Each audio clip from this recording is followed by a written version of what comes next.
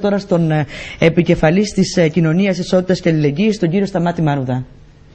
Ναι, αυτό το σποτάκι το μικρό βέβαια εμένα μου έδωσε πάρα πολλά ερεθίσματα και πραγματικά με προβληματίζει.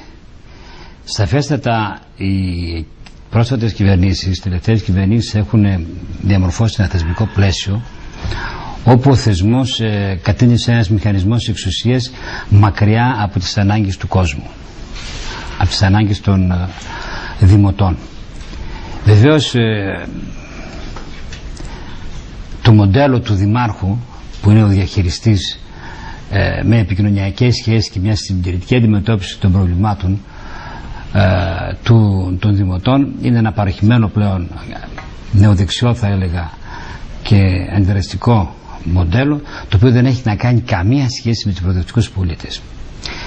Σε ό,τι αφορά τον καλλικρατικό Δήμο, νομίζω ότι πολλοί από εμάς και στο Δημοτικό Συμβούλιο και παντού έχουμε εκφράσει τις αντιθέσεις μας.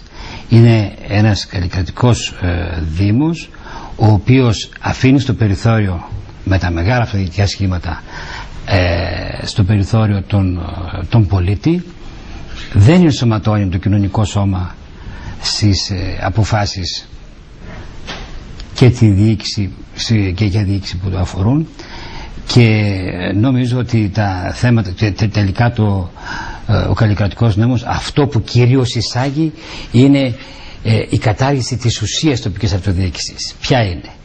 Είναι ό,τι έχει μείνει από τα στοιχεία που έχουν μείνει θετικά. Είναι η δημοκρατικότητα, η λαϊκότητα και η αμεσότητα των εκλεγμένων με τον κόσμο, με τους δημότες.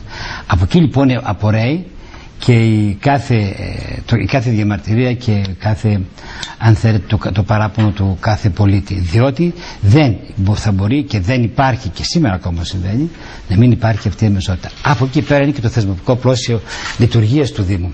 Βλέπετε ότι υπάρχει μια δημοτική παράταξη, μια δημοτική αρχή, η οποία απαξεί κάθε παρέμβαση των πολιτών στο έργο της, ακούει μόνο τον εαυτό της, την κυβέρνηση ή αν θέλετε και τους κύκλους οι οποίοι δραστηριοποιούνται στην τοπική αυτοδιοίκηση.